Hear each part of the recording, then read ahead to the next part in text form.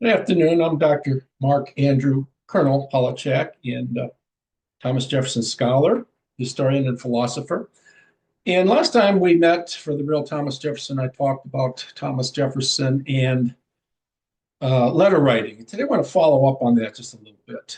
Jefferson was a brilliant writer, and I think very much he loved to write, even though he complained later on at the drudgery of writing letters in his dotage, but that was in his dotage. I think for the most part, when assigned a task of writing something, the Declaration or some other such task, a bill, he fell into it and he loved it.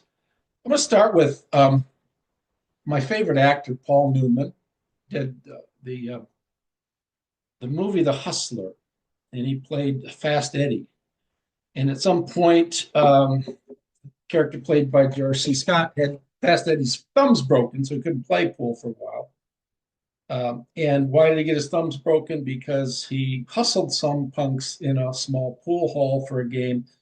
And when the punks spoke up a little bit too much, he just obliterated them. And so Fast Eddie is out with his girlfriend who has a drinking problem. She's a very bright young lady who is lame and she has a drinking problem.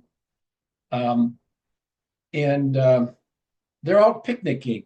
And she asks him, well, why'd you have to do that? Why couldn't you just beat them, take the money, and leave? Why'd you have to destroy them? And he goes off in some diatribe or other. He says, because because what those punks don't understand, when the game is played the right way, it's magnificent. He says that pool stick it's an extension of my arm because I don't even know where my hand ends and the pool stick begins. It's just a part of me. And of course, that scene resonated with me because it described exactly my own graphophilia, my own love of writing. Yeah, I really do love to write. And I'm very prolific, over 70 books and so forth. And I'm always astonished that when people read writing, that they focus on the content of the writing, the arguments, for some sort of conclusion, so forth, but they seldom look at the writing itself. And I do that all the time, believe it or not. I love to write, and when I'm on, uh, that happens. It's what sports jocks call being in the zone. I get into zone quite often, where my fingers in the keyboard. I don't know where my fingers in the keyboard begins. It'd be more correct, as if you can qualify correct, but it'd be more correct to say that the keyboard in my fingers become a unit, and things just ideas just flow. They flow with fluidity, smoothness, and it's just a wonderful experience. So, in large part of my success in writing is the fact that I just love to write, and most of the people with whom I speak who have published to some degree express to me that the whole process of writing is rather cumbersome, and they do it because they have to do it, not because they really want to do it. They have an expertise in some sort of field, and they're expected to write, and they do write, and they write for the most part very, very well. Jefferson too was a graphophile. He loved to write, right? He knew so much about so many things, and he loved to write. He loved to examine. I say in one of my books that Jefferson, was a student of the world. He was a scientist. He always observed. He measured things. He recorded them, and he criticized them. He was a critic. He was a critic of even of the world around him and other people and so forth. He thought that was very important to be critical of all things. I agree with that. Now, his letters, of course, if you read them, were predominantly businesslike, mostly because when he wrote letters, he had to be businesslike. The letters called for affairs of business. But he wrote letters to his members of his family, which were very sweet and polite. Um, Letters to John Adams, for example, later in life, which became very philosophical. I'm still working on that book on analysis of the philosophical content of those letters. And he wrote letters to intimates like Maria Cosway, a young Italian coquette who was a brilliant artist. one of the most extraordinary female artists of her day. And Jefferson fell in love with her. And, the effusiveness of the letters, especially the early letters that he writes to her, it shows a side of Jefferson that you just don't see. Jefferson was generally cautious when he wrote, right? So Jefferson, I'm going to talk a little bit about certain writings of his and read passages as we go along. But I want to say a little bit, we see in his notes on Virginia that Jefferson had interests in history, science, morality, beauty, and sublimity, Virginian culture, religion, and a number of other things, right? Um, Jefferson also was interested in philology, the study of history of words and languages, and neology, the whole science of how to construct and write new words. We see that in the 1830 letter to philologist John Waldo. He talks of rules of rhythm and sonority. Beautiful. The whole act of speaking such a way that what you say is quite beautiful. He writes to the Marquis de Chastellux. And we also know that he loved languages, Greek, Latin, and English especially. He talks about rules for neology in that letter to Chastellux. And, he talks about how to arrange elements of Greek, Latin, and English together to formulate new words. And it's all very fascinating stuff. Today, I want to talk about a little bit about the influence of Hugh Blair, and then I'm going to lapse off and read to you certain excerpts from some of Jefferson's writings, just to give you a feel for Jefferson's artistry, the fineness, his facility, and his felicity of expression in his writings, right?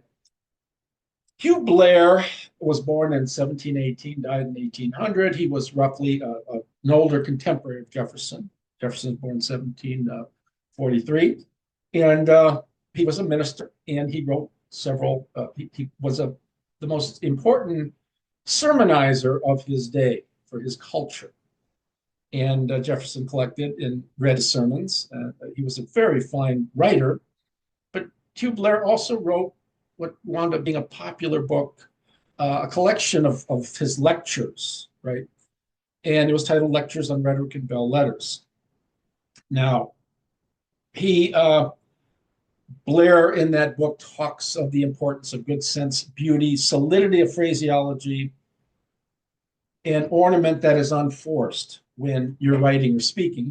Blair's the first person to not talk about speaking only, but to apply critical analysis to the written word, right?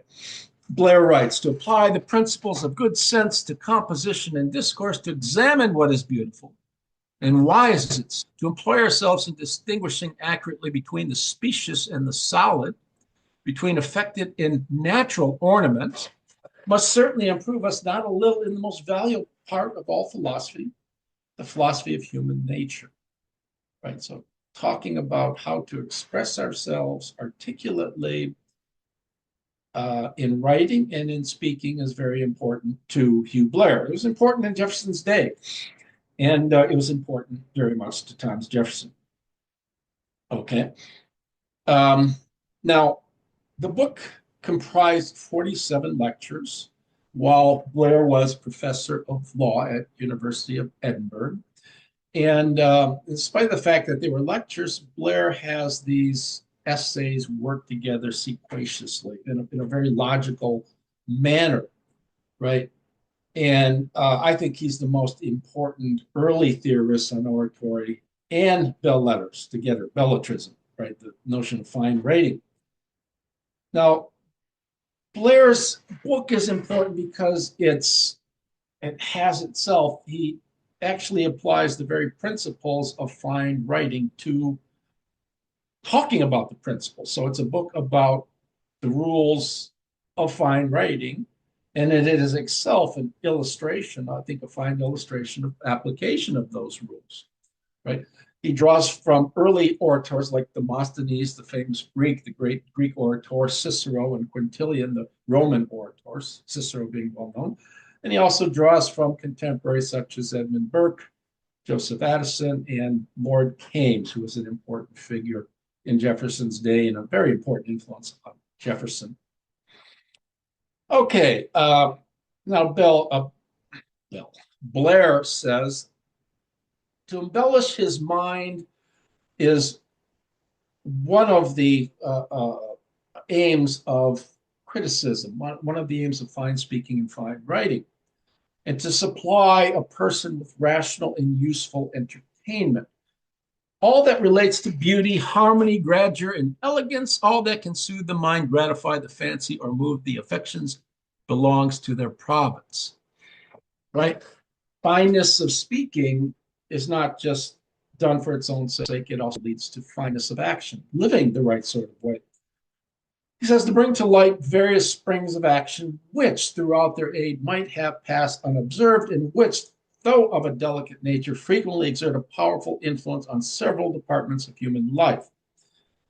The hint here, though it's not expressed, is that fineness of speaking, of thinking, and writing leads to fineness of action, leads to, in some sense, is a partner to morally appropriate living.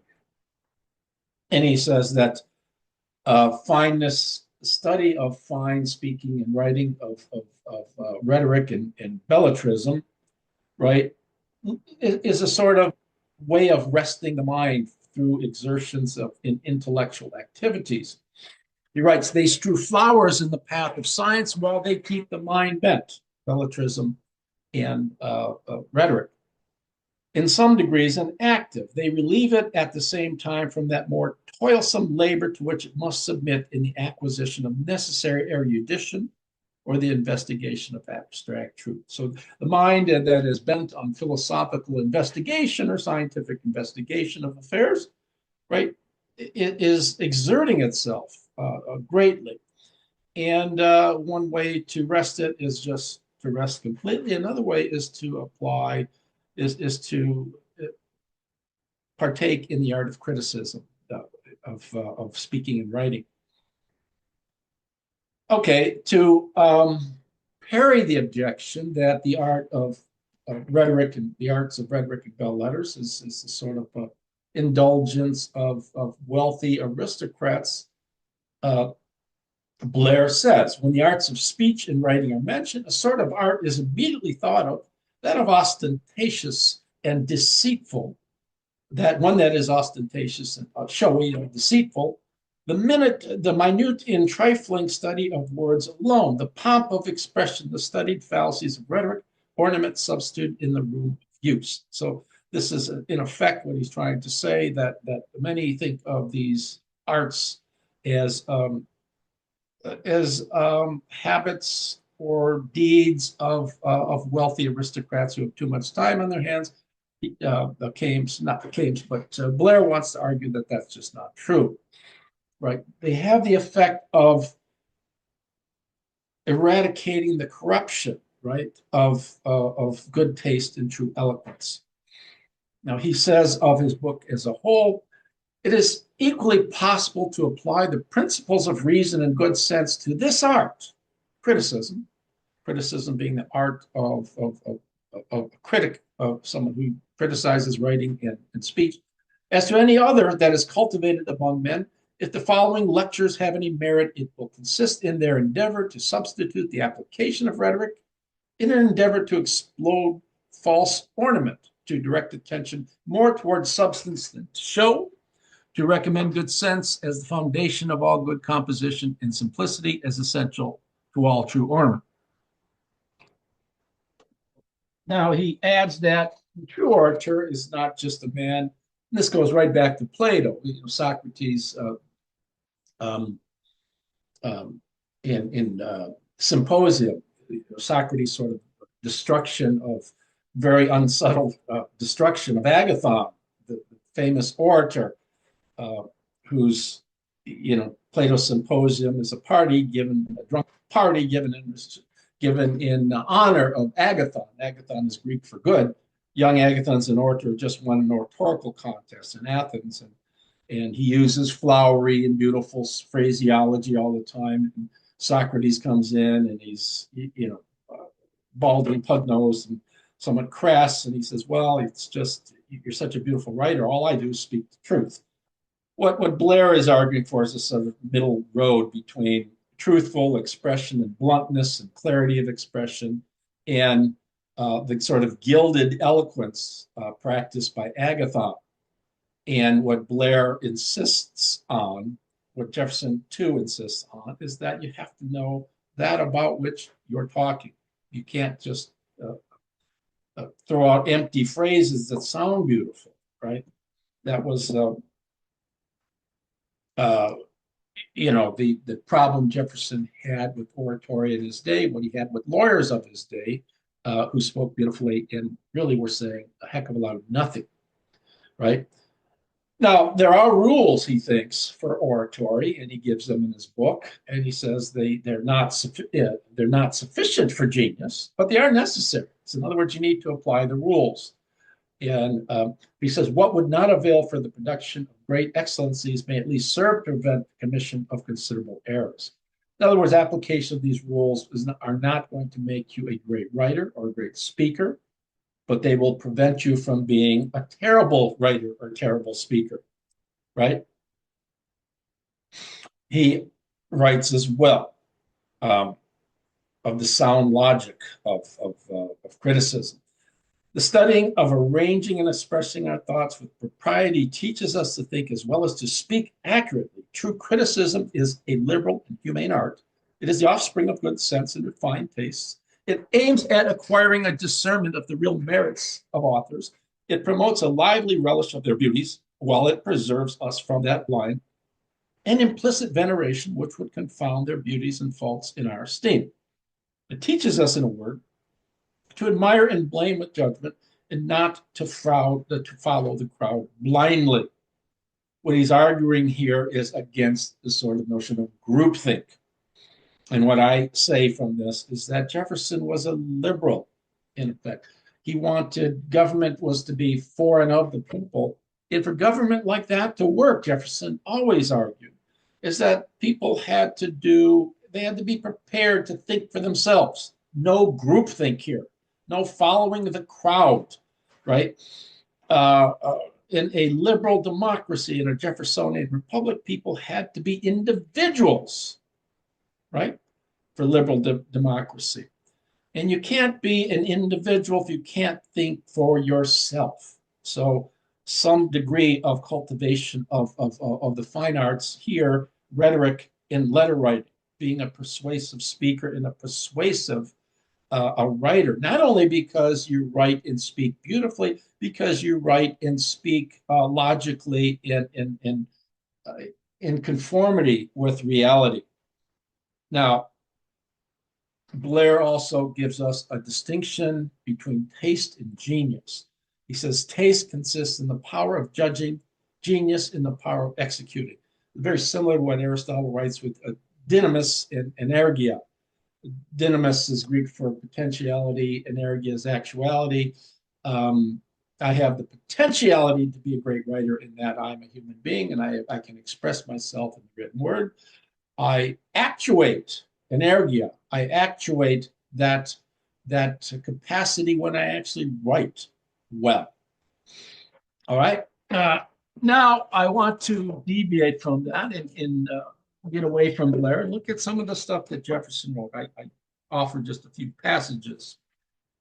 In Notes on the State of Virginia, Query 14, which is a very long passage, he talks about Republican governing.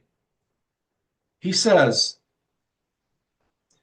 of all the views of this law, right, he's proposing a law for a bill for the more general diffusion of knowledge, none is more important, none is more legitimate than that of rendering the people the safe as they are the ultimate guardians of their own liberty. For this purpose, the reading of the first stage, in other words, first stage of education, where they will receive their whole is proposed, has been said to be chiefly historical. History, by apprising them of the past, will enable them to judge of the future. It will avail them of the experience of other times and other nations. It will qualify them as judges of the actions and designs of men. It will enable them to know ambition under every disguise it may assume, and knowing it to defeat its views. Now, notice all the arguments he's giving seriatim here, several arguments for the importance of history. In every government on earth uh, is there some trace of human weakness, some germ of corruption and degeneracy, which cunning will discover, and wickedness insensibly open, cultivate, and improve. Every government degenerates when trusted to the rulers of the people alone. The people themselves, therefore, are its only safe depositories, and to render them safe, their minds must be improved. This is the point I'm making about being an individual in a liberal democracy. One has to practice, to some extent, the arts of rhetoric and bell letters. One has to be a persuasive speaker. It's not a matter of today elevating our voice and yelling, right? You see that on sports talk shows, which I find laughable.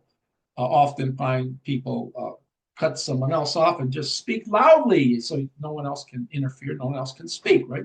That's how you win the argument, that having nothing to say and just not allowing other people the possibility of expression. Query 20 in his notes on Virginia, 1787, first published in English. Those who labor the earth, he's talking about farmers, are the chosen people of God, if ever he had a chosen people, whose breasts he has made his peculiar deposit for substantial and genuine virtue. It is the focus in which he keeps alive that sacred fire which otherwise might escape from the face of the earth. Corruption of morals in the mass of cultivators is a phenomenon of which no age nor nation has furnished an example.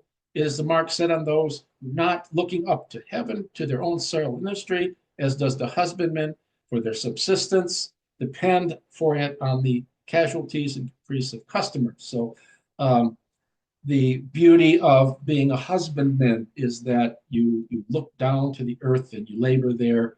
You don't have to depend on markets and people giving you arguments for buying a product you don't need, mass-produced product, right? Now, I've noted before that my favorite Jeffersonian writing is his notes on the state of Virginia. And right at the beginning, a few sentences as he starts, he says, a rising nation spread over a wide and fruitful land, traversing all the seas with the rich productions of the industry, engaged in commerce with nations who feel power and forget right, advancing rapidly to destinies beyond the reach of mortal eye. M dash, when I contemplate these transcendent objects and see the honor, the happiness, and hopes of this beloved country committed to the issue and to the auspices of his day, I shrink from the contemplation and humble myself before the magnitude of this undertaking. And what I like about that is he talks about this rising nation spread over, right, in fruitful land, traversing all the seas in rich productions. And then he goes on to say, when I contemplate these most people say when I contemplate these actions and go on to list the things about which he's contemplating, Jefferson begins with the sort of visual language, the rising nation, the seas, the rich production.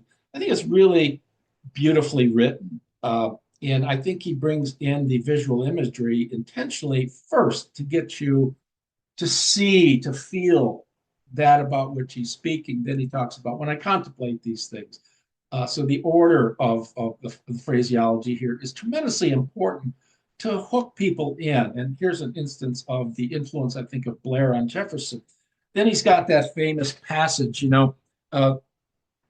everybody was worried that when he took the presidency, he, as a Republican, would attack the Federalists, and he would come in like a bull in a china shop. And he writes, every difference of opinion is not a difference of principle.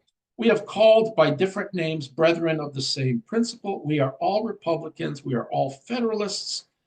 If there be anyone among us who would wish to dissolve this union or to change its Republican form, let them stand undisturbed as monuments of the safety with which error of opinion may be tolerated where reason is left free to combat it.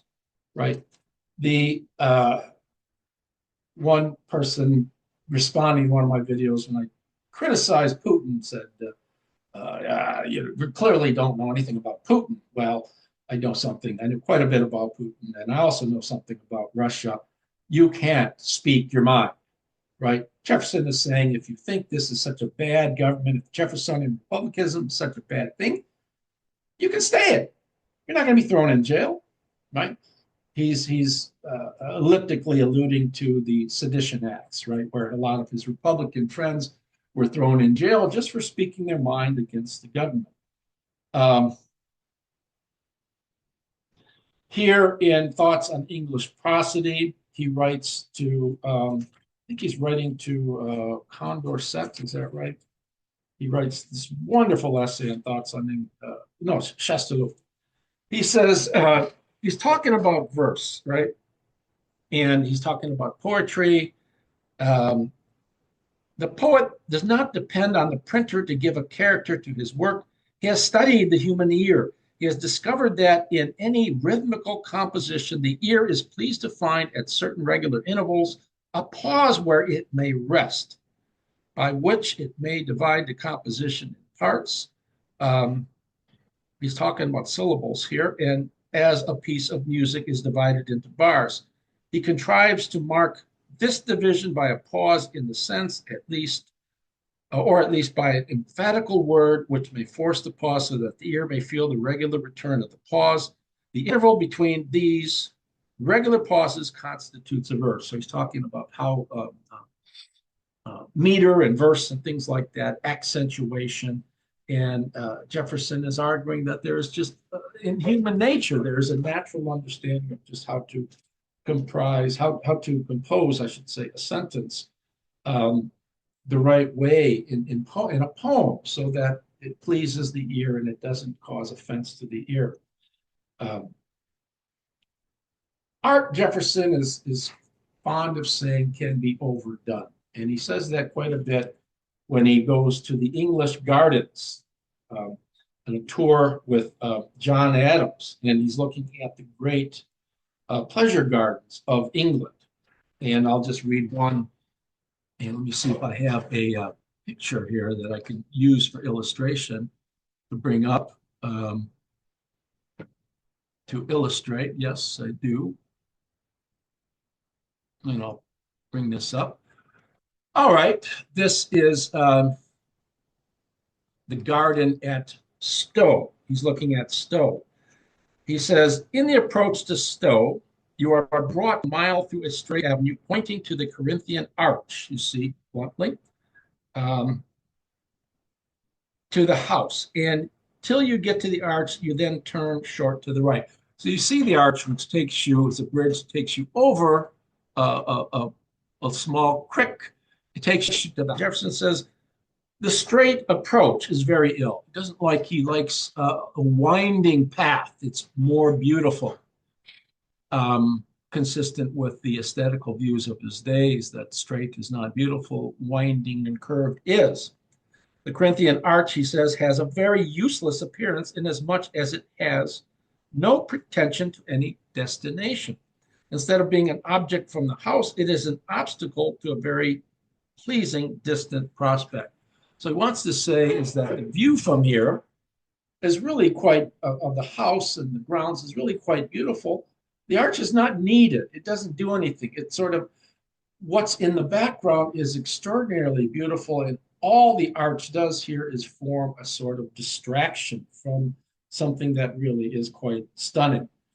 Okay. So here we have, let me stop sharing this. We have illustrations of the beauty of Jefferson's own writings. A lot of times when he's writing bills, for example, he is succinct, he is to the point, and that is understandable because he's trying he's focusing on clarity and brevity of expression to make his points as plainly as possible. But oftentimes Jefferson lapses into quite beautiful language. I'm very fond of something Laughlin, who wrote a book on Jefferson the Builder, said of Thomas Jefferson.